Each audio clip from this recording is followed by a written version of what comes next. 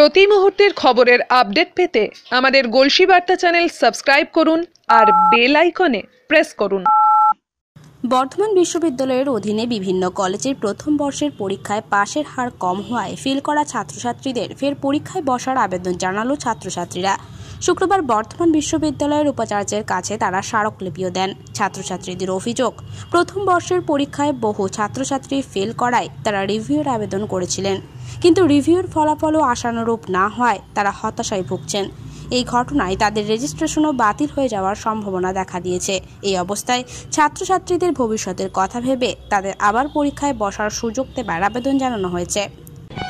আমাদের এখানে অনেকগুলো পয়েন্ট রয়েছে, তার মধ্যে প্রধান পয়েন্ট আমাদের ফার্স্ট ইয়ার সেকেন্ড ইয়ারের মধ্যে একদিনের জন্য মাত্র গ্যাপ ছিল। এক্সাম ফার্স্ট ইয়ার দিয়েছি এবং সেকেন্ড ইয়ার দিয়েছি, তার মাঝে শুধুমাত্র একদিনের গ্যাপ ছিল। আমরা যে এক্সাম দিয়েছি এই এক্সামে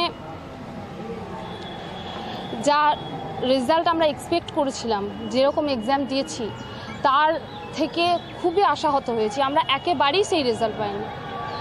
আমরা এবছর প্রথম নয়, আমরা বহু বছর ধরে এক্সাম দিয়ে আসছি। 3 বছর হয়ে গেল, আমাদের রেজিস্ট্রেশন ক্যান্সেল হয়ে যাওয়ার কথা। এবারে রিভিউ করেছি, তা এখনো অবধি হয়নি। কিন্তু যে ধরনের মার্কস এসছে সেই মার্কস রিভিউতেও আসাটা ইম্পসিবল বলে আমি একান্তভাবে মনে করি। খাতা দেখার প্রতি চরম গাফিলতি, এটা প্রতি বছরই আমরা বলে থাকি, আমরা স্টুডেন্টরা ভীষণভাবে বলে থাকি, এবছরও বলছি। এবং যেটা আমরা সবাই জানি, বার্ডওয়ান ইউনিভার্সিটি কিন্তু খাতা দেখার প্রতি বছরই এমনভাবে গাফিলতি হয় যাতে স্টুডেন্টরা নিজেদের লাইফ শেষ করতে বাধ্য হয়। আমরা চাইছি আমরা যে রেজাল্টটা, যেরকম এক্সাম আমরা দিয়েছি সেরকম একটা ভালো রেজাল্ট আসুক। এমন অনেক স্টুডেন্ট আছে যারা খুবই ভালো এক্সাম দিয়েছে, কিন্তু তাদের রেজাল্ট শুধু যে বাজে এসেছে তাই নয়, চরম বাজে এসেছে এবং এমনই রেজাল্ট যেটা রিভিউতেও হয়তো কভার আপ করা সম্ভব নয়। আমার এক্সাম, আমার কথাই বলছি, 50% পাওয়ার মতন এক্সাম দিয়েছিলাম। আমি তার বেশি এক্সপেক্ট করব না, তার কারণ আমার হাতের লেখাটা ভালো নয় সেজন্য। কিন্তু সব দিক বিবেচনা করে আমি 50% পাওয়ার মতো এক্সাম দিয়েছিলাম। আমার সেখানে এসছে 10। এটা ছাড়া আমি আরেকটা কথা বলতে চাই, আমার 2 বছর এক্সাম দিলাম, বাট মাঝে একবার গ্যাপ থাকার জন্য আমার 3টে বছর কমপ্লিট হয়ে গেল। এই যে 3 বছর কমপ্লিট হলো, প্রতি বছরে কিন্তু আমাকে পাস কোর্সেও ব্যাক করানো হয়েছে। এবছরও পাস কোর্সে ব্যাক এসছে। এই মুহূর্তে আমরা তাহলে স্টুডেন্টরা কি করতে পারি আমাদের একটু বলুন। আমাদের এই মুহূর্তে কি করা উচিত? প্রতি বছর আমাদের রেজিস্ট্রেশন এবছর তো ক্যান্সেল হয়ে যাবে, এভাবে আমাদের পাস কোর্সেও ব্যাক এসেছে, তাহলে আমরা দুটো পেপারে, আমরা সবাই জানি যে 2টো পেপারে রিভিউ করা যায়। সেক্ষেত্রে অনার্সের একটা পেপার করা হয়, অনার্সের 2টো পেপার করতে হবে, নয় অনার্সের একটা আর পাস কোর্সের একটা। সেক্ষেত্রে আমরা রিভিউটুকুও ঠিকমতো করতে পারছি না।